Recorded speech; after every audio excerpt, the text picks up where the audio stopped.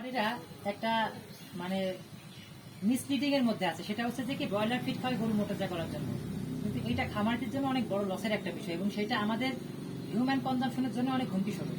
কারণ broiler feed খাওয়াইলে broiler ফিডের যে আপনার ক্যালোরি আছে, যে এনার্জি আছে, সেটা গরুর জন্য বডির জন্য উপযোগী না। ঠিক আছে, একটা ব্রয়লার মুরগির আমরা সর্বোচ্চ 35 থেকে 40 দিন পর্যন্ত রেয়ার করতে পারি, কিন্তু একটা গরু রেয়ার করা হয় প্রায় 2 বছর 2.5 বছর পর্যন্ত, যারা ফ্যাটেনিং করি।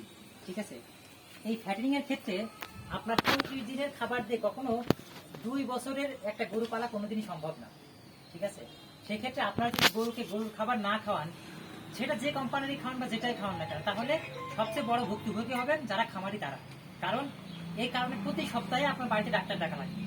পাশাপাশি এই যে হিট আসছে, এখন যে পরিমাণে হিট ওয়েদার তৈরি হচ্ছে, এই হিট ওয়েদারে আপনার গরু যে কিছু হঠাৎ করে স্টক করবে না, এর কোনো গ্যারান্টি কেউ দিতে পারবে না। অথচ ক্যাটেল ফিডে আপনি সাইড ইফেক্ট কখনো পাবেন না। গরুর যে আসল খাবার, এখানে আপনি কোনো সাইড ইফেক্ট পাবেন না। আবার আপনার যে গরু ফাঁপার কথা বলেন, এটা আসলে কোনো ফাঁপে না, গরু কোনো মাংসই হয় না। এখানে চর্বির নিচে যে ফ্যাট, আপনার চামড়ার নিচে যে ফ্যাটটা থাকে, সাবকিউটেনিয়াস ফ্যাট, এই ফ্যাটের সাথে এখানে পানি জমে ব্রয়লার ফিড খাওয়ালে, কারণ এখানে কিডনি এবং লিভারটা ইফেক্ট করে, ড্যামেজ করে ফেলে ব্রয়লার ফিড।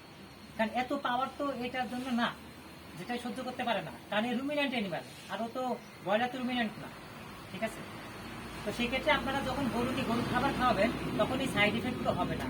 আর আপনি যদি সঠিক ওয়েদারে সঠিক জাত হিসাবে আপনি যদি মিট মোর বা ক্যাটেল গুলোর খাবার খাওয়ান, 4 কেজি থেকে 8 কেজি মাংস পাবেন প্রতি ব্যাগে, তাহলে আপনি কেন ব্রয়লার ফিড খাওয়ালে আপনার গরু নষ্ট করবেন?